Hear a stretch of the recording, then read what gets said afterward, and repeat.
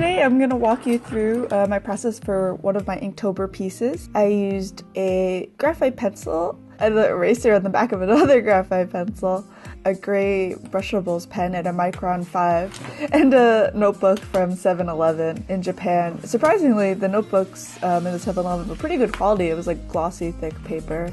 I already got the pencil drawing down at this stage. I'm going in with the Micron to outline the forms of the dragon. For me, it's a bit easier to use the Micron versus going in with the values first, because I might change some things in the final drawing stage, and it always helps to have that on-the-spot flexibility. But for the most part, I am sticking to the underdrawing, just clarifying a couple of lines where I left it a little too vague. I really like drawing armor. It's pretty relaxing for me because I get to kind of make it up as I go. Like, obviously it serves a functional purpose to protect her, but I just have fun kind of ornamenting it and trying to design it like a dragoon character. Like, what about the armor shapes would make her seem more related to the dragon? So I try to add sharp edges and spikes wherever it makes sense. Like on her feet, I add a couple of wing-ish ornaments. It looks like it's taking me no time at all to do this drawing, but I'm actually taking a couple of breaks here. I think it's sped up at like 8 times speed. I'm just trying to make a normal, reasonable video length for people to watch.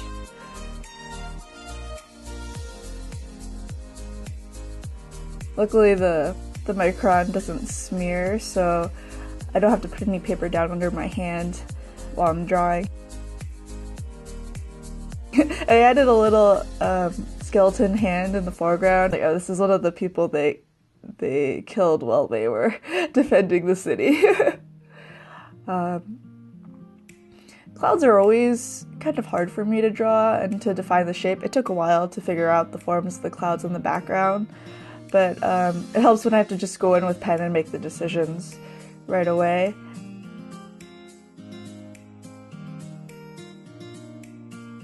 And then I made a little cute castle in the background for them to be defending. I wanted to make sure there was like a larger castle shape and then smaller wall shapes next to it for visual interest.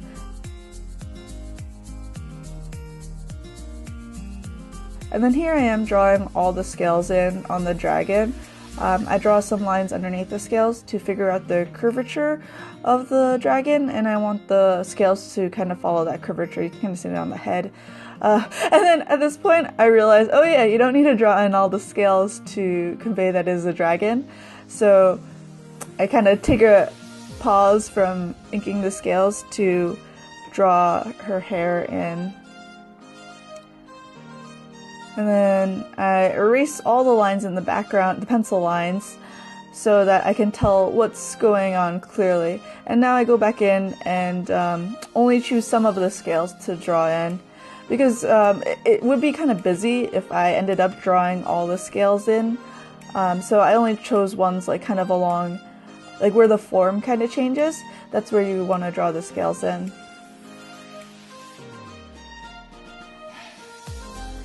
And then now I start to put in some light gray washes with my Kuretake brush pen. It's pretty cool. It has a light gray side and a dark gray side, which allows me to add in subtle washes and dark. I'm like, oh, that should have been a light area. So yeah, and then here I'm deciding that the scales, well, originally they were white, but I'm like, oh, the shape body doesn't really read if the scales are white. It doesn't read as one mass. The form of the the knight, she'll probably be mostly lighter values and will pop in. It's kind of the same.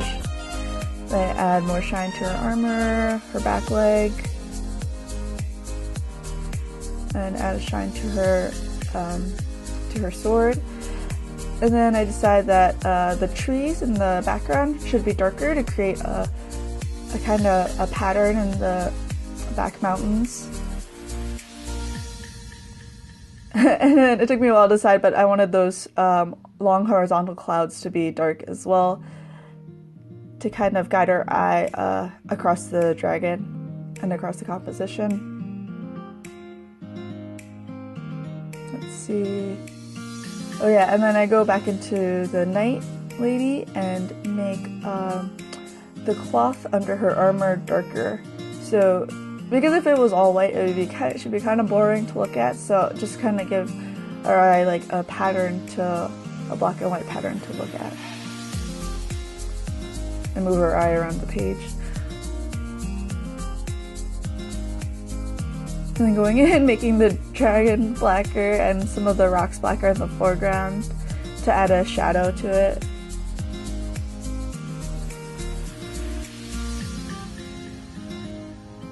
Oh yeah, and I'm like, oh, there should be a cast. So I'm kind of figuring out the light direction.